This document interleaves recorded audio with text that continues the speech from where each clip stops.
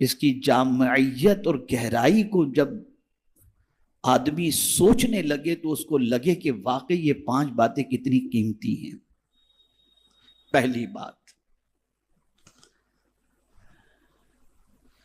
خبردار، تم میں کا کوئی بھی فرد ہرگز نہ ڈرے مگر اپنے گناہ سے، یعنی گناہ کی پاداش سے ڈرے۔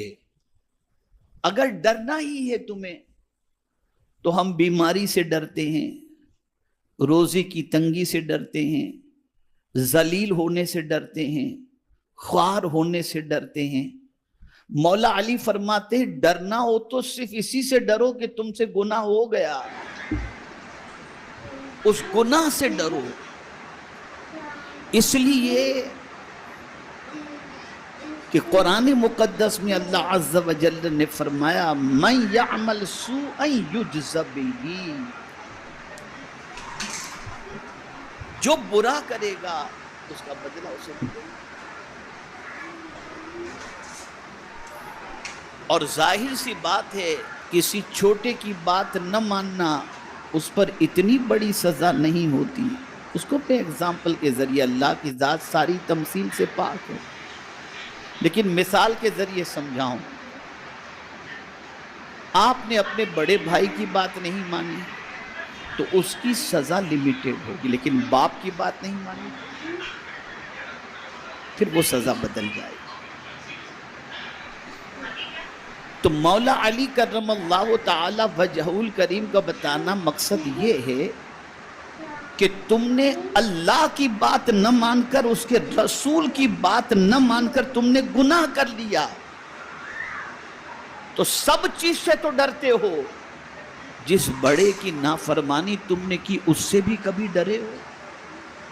ڈرنا ہے تو اس سے ڈرو کہ مجھ سے یہ گناہ کیسے ہو گیا، میں نے اپنے رب کی نافرمانی کیسے کر دی۔ اور اس ایک بات کے اندر آپ دیکھیں کتنی جامعیت ہے کہ جتنی مصیبتیں آتی ہیں وہ گناہ کی وجہ سے آتی ہیں۔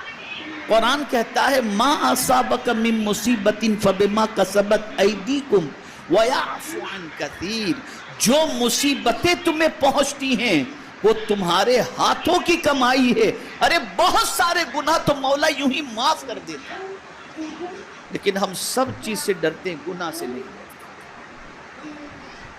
اللہ والے گناہ کے تصور سے گھبرا جاتے۔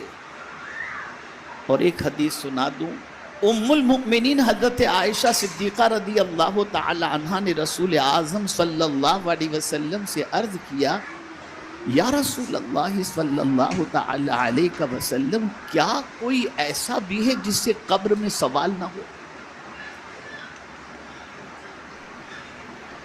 تو میرے آقا صلی اللہ علیہ وسلم نے فرمایا ہاں عائشہ، جو شخص اپنے گناہوں کو یاد کر کے روئے اللہ اس سے قبر میں سوال نہیں کرے۔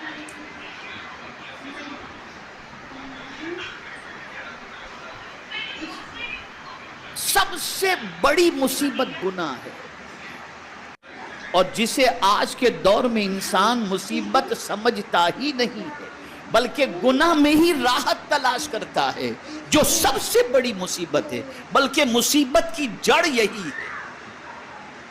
تو مولا علی کرم اللہ تعالی وجہہ الکریم فرماتے ڈرنا ہے گناہ سے ڈرو، اگر ہو گیا تو معافی مانگو، معافی مانگو، توبہ کرو اللہ کی بارگاہ کے،